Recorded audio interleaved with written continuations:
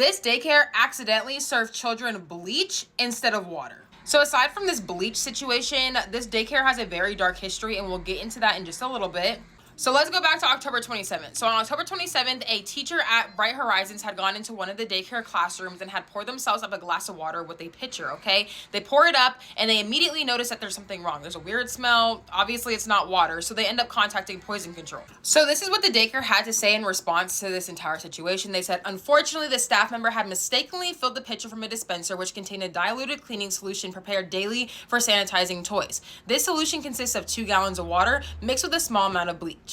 Correct me if I'm wrong, but I'm like, doesn't bleach smell like bleach? Like, how do we get that confused? I did see a couple people say that since it's diluted, that it might not smell as much like bleach, but why do we have a bleach dispenser next to a water dispenser? There needs to be some sort of label if we're at a daycare. Like, that makes no sense. So the reason why this entire thing is coming up now is because the health department has now come out and said that Bright Horizons will be shut down indefinitely. Okay, so now on to the dark history of this daycare. So back in February of 2025, 3 employees at this daycare were charged in connection of abusing children between 1 and 2 years old. So I'm gonna go over some of the things that they are accused of doing. I say accused, but we can put 2 and 2 together, all right? We have dragging a toddler by their hair, force feeding ginger shots, taping their mouth shut, restraining them to chairs, hitting them with metal bottles, and spraying a toddler with bleach/soap solution. All 3 of these individuals pled not guilty to all of these things. All of them were charged with endangering the welfare of a child. Evelyn Vargas was charged with assault, attempted assault, and second-degree strangulation. And Latia Towns was charged with 3 counts of attempted assault in the second degree. So even though I said before that the health department had shut them down indefinitely, I guess Bright Horizons had let their families know that they were going to be relocating, but there's no more information on that. The city has said that the school is going to have to show up in court to basically discuss if the school is going to be permanently shut down or not. The fact that this school is still running after what happened back in February is fucking mind-blowing. They should be permanently closed down. Obviously, the people that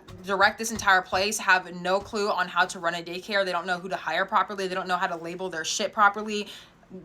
Get them out of here. Like, there's the door. Get them the hell out of here. Anyways, I'll keep you guys updated if any more information comes out, but please let me know how you guys feel about this down below in the comments.